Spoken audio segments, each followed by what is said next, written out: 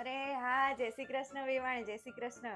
હા હા બોલો. વાવાઝોડું ને? હા હા, વાવાઝોડું તો અમારે તો છે જ ને. હા, તમારે નતું એમ? તમારે ક્યાંથી હોય? તમે તો 4 વર્ષથી અમારે ઘરે મોકલી દીધું છે વાવાઝોડું. તમારી છોકરી વાવાઝોડા જેવી જ છે ને, એ આઈ તે દીનું અમારે તો ચાલુ જ છે વાવાઝોડું. હારું હારું, હાલો, જય શ્રી કૃષ્ણ. પાછા પૂછે તમારે છે વાવાઝોડું, એટલે તમારું વાવાઝોડું તો અમારે ઘરે આવ્યું છે. અમારે તો હોય જ ને બારે માસ વાવાઝોડું.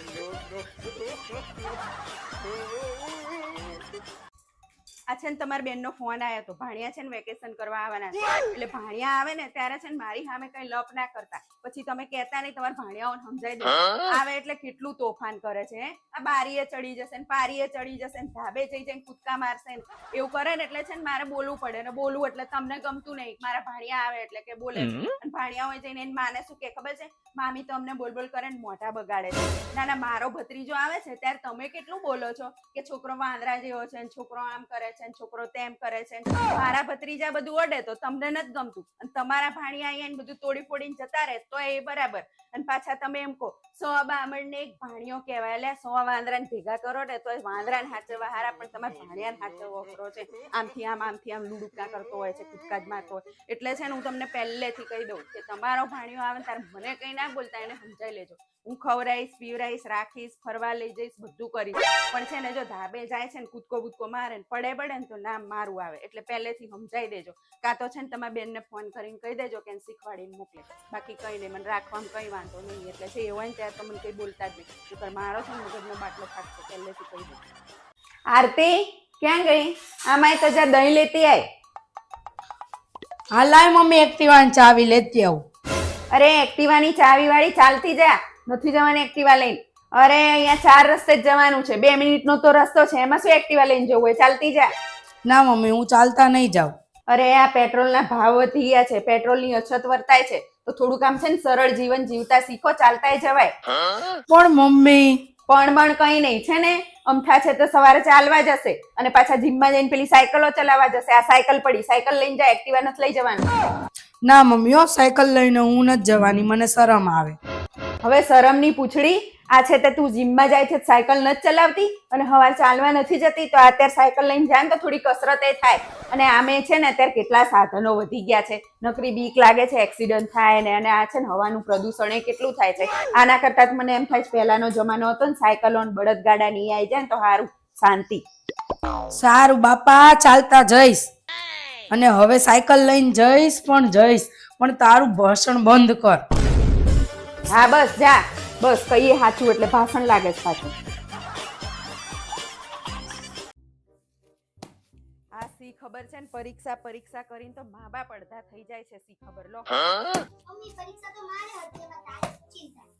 અરે મને ખબર છે પરીક્ષા તારી જ હતી, મારી નથી. અને ચિંતા શું કરસ વાળી ની. સવારે 4 વાગ્યાની હું ઉઠું છું, 4 વાગે ઉઠીને તને ઉઠાડું, ચા નાસ્તો કરી દઉં, તારી સામે ચોટી રહું છું કે વાંચ. અને પછી ઘરનું બધું કામ કરીને પાછી તને મૂકવાય આવું, લેવાય આવું, અને પાછું ઘરનું કામ કરું. અને સાંજે પાછું છે ને રાતે 12 વાગ્યા સુધી તારી જોડે જાગવાનું, નહીતર વાંચેસ કશું. અને પછી કે મમ્મી ચિંતા શું કરસ? આ મારી બોર્ડની પરીક્ષા મને નથી ખબર પડી ને, એટલી તારી બોર્ડમાં પડી ગઈ છે. અને મારા મા બાપને તો છે ને ખબર એ નથી કઈ સ્કૂલમાં નંબર આવ્યો, મૂકવાય નતા આવતા. અને તમારી તો અમે વાહેન રહેવી છે, તોય પાછા કે મમ્મી તને શું ખબર પડી?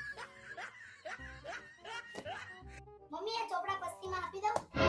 અરે નાલાયક, ચોપડા પસ્તીમાં આપવા વાળી ની, હજુ રિઝલ્ટ તો આવવા દે. આયુ નહીં પસ્તીમાં આપી દઉં.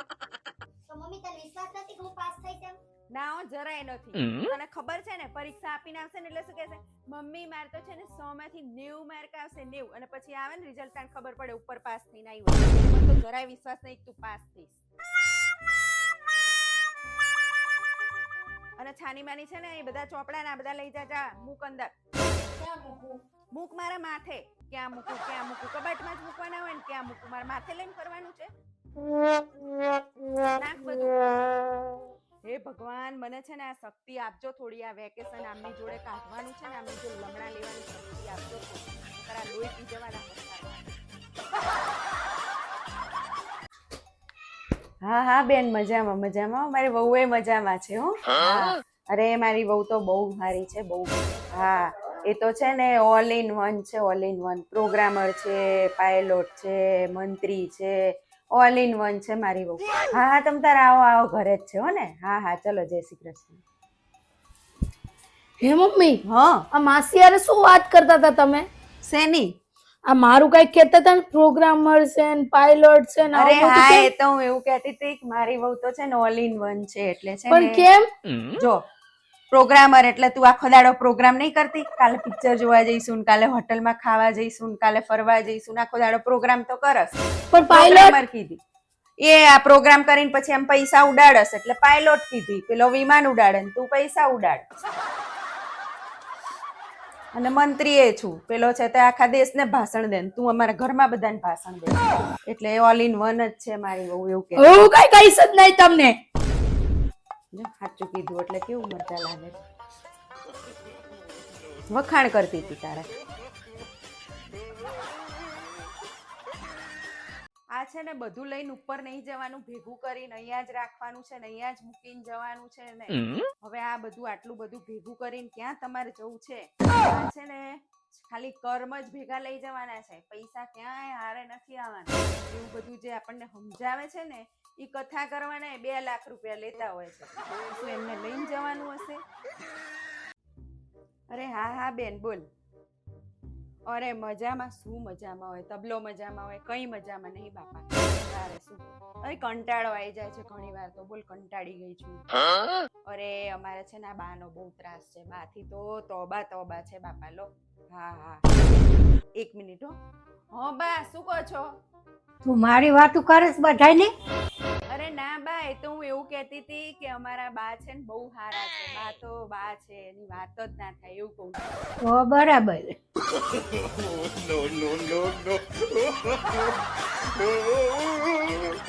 અરે આ છે ને મારા વહુનો ભાઈ આવવાનો છે. આવશે ને એટલે એને રોજ 2 ભાઈ બહેન છે ને એવા આસ કરશે ના કરશે ના કરશે અને પછી મારી તો ખોદણી જ કર કરશે. મને તો જરી કઈ ગમતું નહીં. આવે ને કોણ આવ્યું? અરે આય આય બેટા આયો તું? આય આય હજુ તારી જ વાત કરતી હતી કે આવવાનો છે ને. આય ને એટલે મને તો બહુ ગમ્યો તું આય એટલે. હા જય શ્રી કૃષ્ણ જય શ્રી કૃષ્ણ. હા જા હાથ પગ ને એવું ધોઈ લે. હા લો આંટી મારા મમ્મીએ છે ને તમારા માટે ફ્રૂટ ને એવું મોકલાવ્યું છે. અરે ફ્રૂટ મોકલાયું છે? અરે બેટા ફ્રૂટ ની ક્યાં જરૂર હતી. હા હા જા હાથ પગ ધોઈને જમી લે હો. હા જાઓ બે જમી લો. અમે જ બધાએ જમી લીધું. જમી લો તમે. અરે કઈ નહીં આ જો ને મારા વહુ છે ને એનો ભાઈ આવ્યો અલી ફ્રૂટ લઈને આવ્યો. ખાલી ફ્રૂટમાં શું લાવવું હોય? થોડીક મીઠાઈ લઈને ના આવે તો આપણે 4 ઘરે કોકને દેવી એ કરે. ફ્રૂટ લઈને મોકલી દીધો ખાલી. કઈ નહીં આપણા જેવું સમજે નહીં આ બધા. હશે તાર હાલ. હા અરે આઈસ ખાઈ લીધું બેટા? હા હા હા બેસ બેસ. હું કહેતી હતી કે હાંજે તમારે શું ખાવું છે એ બનાવે. હા પણ આંટી સાંજે તો દીદી એમ કહેતી હતી કે અમે બધા બહાર ખાવા જઈશું એટલે અમારું ના બનાવતા.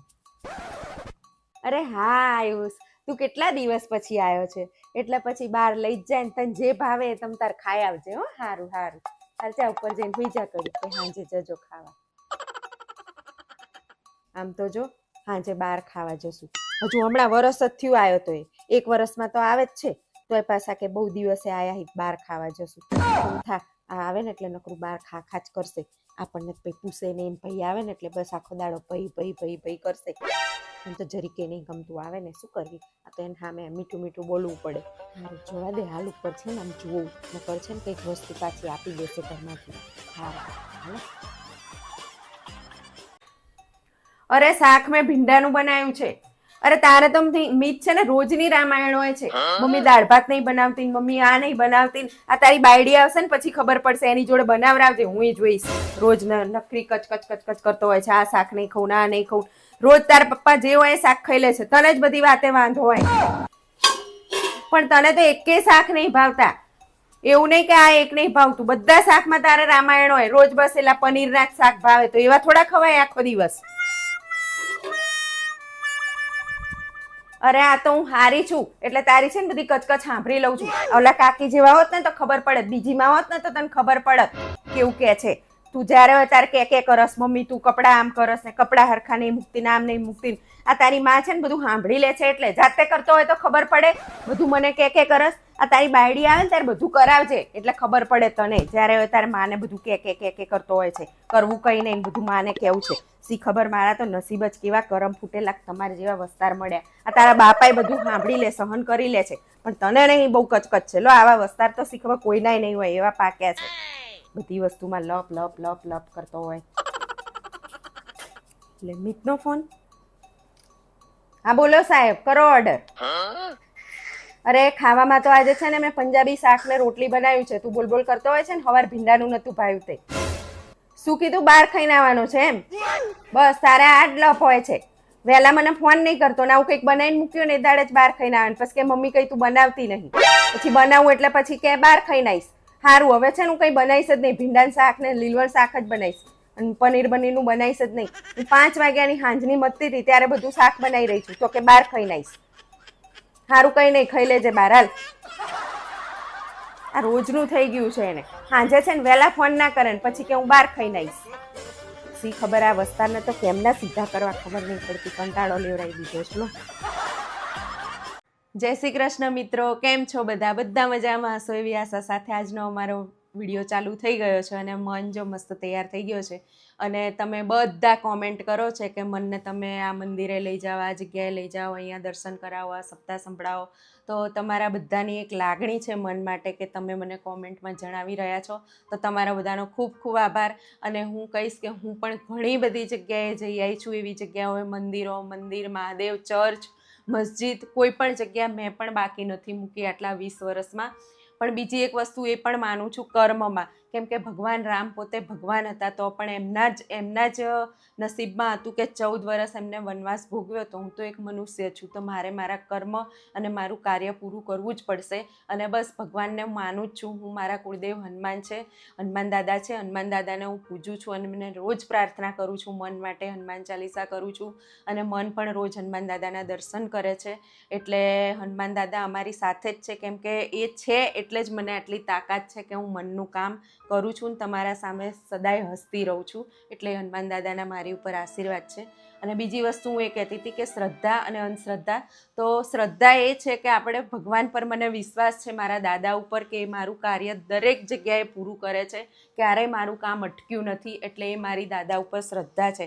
પણ કોક મને એમ કે ભાઈ આને તમે આ ઘરમાં રહેવા આવ્યા પછી થયું, અથવા તો તમારા કુટુંબના કોકે ખવડાવી દીધું છે, કરી નાખ્યું છે અને હું એમની જોડે બોલવાનું બંધ કરી દઉં, અથવા તો આ ઘર છોડીને બીજે રહેવા જતી રહું, અથવા તો હું એમના ઉપર વહેમાવું કે ના એમને જ મને આવું કર્યું છે, મારા છોકરાને એટલે આવું થઈ ગયું છે. તો એ બધી આપણી અંધશ્રદ્ધા છે. કેમ કે જો કોઈનું ખરાબ કરી શકતું હોય તો એ વ્યક્તિ સારું પણ કરી શકે. એટલે એવું કહે છે કે ભાઈ આ બધી વસ્તુમાં ના માનવું જોઈએ, ખોટી અંધશ્રદ્ધા હોય છે. એટલે બસ હું એટલું જ કહીશ. અને ઘણી બધી વાત મારી જોડે પણ એવી બની છે. પણ હું નાના વિડીયોમાં આગળ કોક વાર એવા વિડીયો પણ બનાવીશ કે મેં પણ આવી અંધશ્રદ્ધામાં મેં કર્યા છે આવા હવન કે આવું બધું કર્યું છે. એના વિશે પણ આગળ જણાવીશ. પણ અત્યારે આટલું જ હું જણાવીશ કે એવું બધું ના હોય કે કોક આપણને કંઈક ખવડાવી દે ને કરી નાખે ને આપણને આવું થઈ જાય. હું તો એ વસ્તુમાં નથી માનતી. તમે માનો છો કે નહીં એ કોમેન્ટમાં જરૂરથી જણાવજો. અને મનને બસ આશીર્વાદ આપજો અને હનુમાન દાદાને પ્રાર્થના કરજો કે મનને જલ્દીથી સારું થઈ જાય અને મન સદાય હસતો રહે અને અમને પણ હસતા રાખે. બસ, જય શ્રી કૃષ્ણ.